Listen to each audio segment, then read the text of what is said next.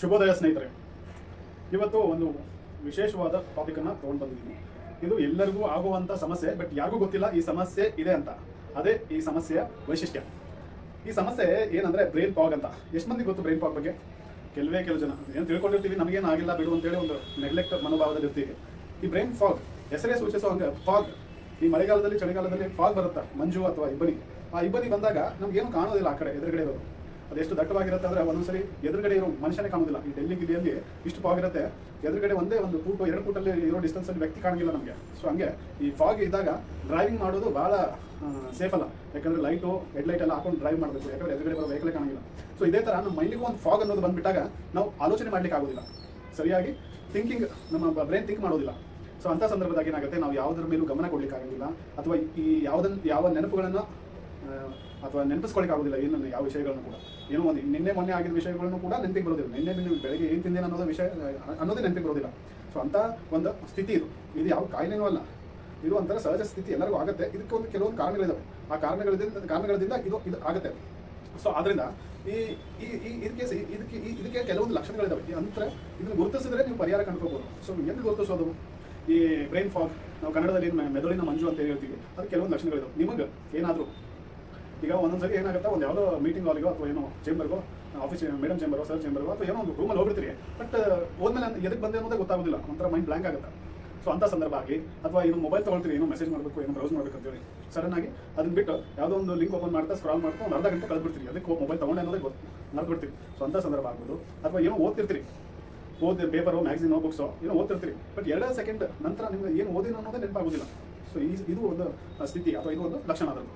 ಇದೇ ಥರ ಕೆಲವು ಎಕ್ಸಾಂಪಲ್ ಯಾಕೆ ಕೊಡ್ತಾ ಇದ್ದೀನಿ ಅಂದರೆ, ನಾವು ಎಕ್ಸಾಂಪಲ್ ಕೇಳಿದಾಗ ನನಗೂ ಹಿಂಗೆ ಆಗಿತ್ತಲ್ಲ ಅನ್ನೋದು ನಮ್ಮ ತಲೆ ಬರ್ತದೆ. ಸೊ ಹಂಗಾಗಿ ಈಗ ನಾನು ಏನೋ ಮಾತಾಡ್ತಿರ್ತೀನಿ ಅನ್ಕೊಳ್ಳಿ, ಯಾರ ಜೊತೆ ಏನೋ ಕಾನ್ವರ್ಸೇಷನ್ ನನಗೆ ಎಷ್ಟು ಸತಿ ಆಗುತ್ತೆ, ಇವ್ರ ಜೊತೆ ಇದು ಮಾತಾಡಬೇಕಪ್ಪ, ಅವ್ರೇನೋ ಹಿಂಗೆ ಹೇಳಿದಾಗ ಈ ಥರ ಉತ್ತರ ಕೊಡಬೇಕು ಅಂತೇಳಿ ಅಂದ್ಕೊಂಡು ಏನೇನೋ ಹೋಗಿರ್ತೀವಿ, ಮಾತು ಪ್ರಾರಂಭಿಸ್ತೀವಿ. ಬಟ್ ಮಾತಿನ ಮಧ್ಯೆ ಏನೂ ನೆನಪಾಗ್ತಾ ಇಲ್ಲ, ಏನೋ ಅದೇನೋ ಅಂದ್ಕೊಂಡಿದ್ದೆ ಅವ್ರಿಗೆ ಹೇಳ್ಬೇಕಂತ ಅದು ಬರ್ತಾ ಇಲ್ಲ, ಮೈಂಡ್ ಬ್ಲ್ಯಾಂಕ್ ಆಗುತ್ತೆ.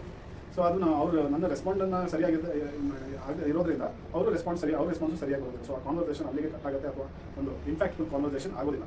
ಸೊ ಅದೊಂದು ಸ್ಥಿತಿ. ಈಗ ನೀವು ಈಗ ಅದು ಹೇಳ್ದಂಗೆ ಮತ್ತೆ ಏನು ಇದಾವೆ ಅಂದರೆ, ಈಗ ಸಣ್ಣ ನಿರ್ಧಾರಗಳನ್ನ ನೀವು ತೆಗೆದುಕೊಳ್ಳೋಕ್ಕಾಗೋದಿಲ್ಲ ಅಂಥ ಸನ್ನಿವೇಶ. ಈಗ ಏನೋ ಒಂದು ಹೋಟೆಲ್ ಹೋದಾಗ ಏನು ಆರ್ಡರ್ ಮಾಡಬೇಕು ಅನ್ನೋದು ನೀವು ತಲೆಗೆ ಬರೋದಿಲ್ಲ. ಅಷ್ಟು ಕನ್ಫ್ಯೂಷನ್. ಏನು ತಿನ್ನಬೇಕು, ಏನು ಕುಡಿಬೇಕು, ಕುಡಿಯೋದಂದ್ರೆ ನೀವು ಅಂದ್ಕೊಂಡಿದ್ದಲ್ಲ. ಟೀ ಕುಡಿಬೇಕಾ, ಕಾಫಿ ಕುಡಿಬೇಕಾ, ಜ್ಯೂಸ್ ಕುಡಿಬೇಕಾ ಅನ್ನೋ ಅದು ಕ್ಲಾರಿಟಿ ಇರುತ್ತೆ.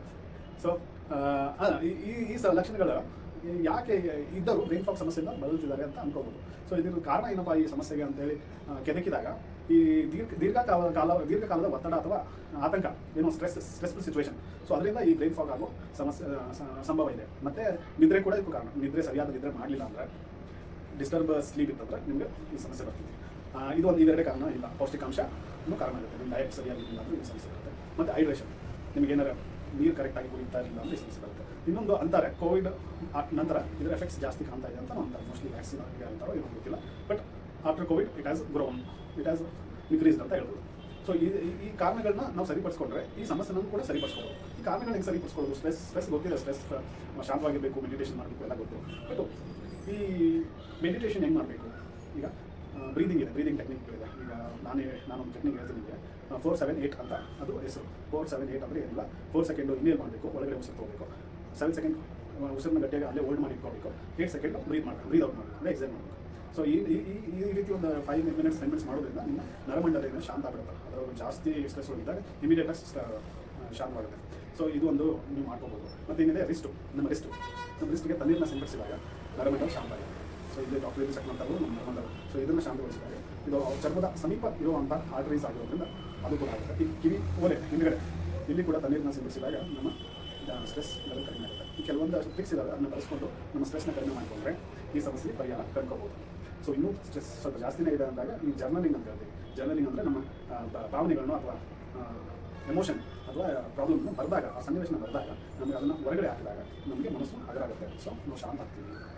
ಅದು ಬಿಟ್ಟು ನಿಮಗೆ ಇನ್ನೊಂದು ಇದು ಕೂಡ, ಇದ್ರ ಜೊತೆಗೆ ಎಕ್ಸಸೈಸ್ ಮಾಡೋದನ್ನು ಬಿಡಬಾರ್ದು.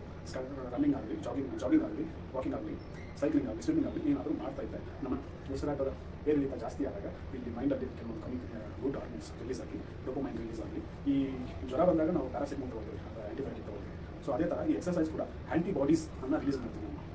ಮೈಂಡಲ್ಲಿ. ಸೊ ಹಂಗಾಗಿ ನಾವು ಈ ಸ್ಟ್ರೆಸ್ಸನ್ನು ಶಾಂತವಾಗಿ ಅಥವಾ ಕಡಿಮೆ ಮಾಡ್ಕೊಳ್ಳೋಕ್ಕೆ ಸಾಧ್ಯ ಆಗುತ್ತೆ. ಈ ಸಿಚುವೇಶನ್ ಬಿಟ್ಟು ಭಾಳ ಜಾಸ್ತಿ ಸ್ಟ್ರೆಸ್ ಇತ್ತಂದರೆ ನೀವು ಪ್ರೊಫೆಷನಲ್ನ ಕೌನ್ಸಿಲರ್ನ ಭೇಟಿಯಾಗಿ ಅದಕ್ಕೆ ಪರಿಹಾರನ ಕಂಡುಕೋಬೋದು.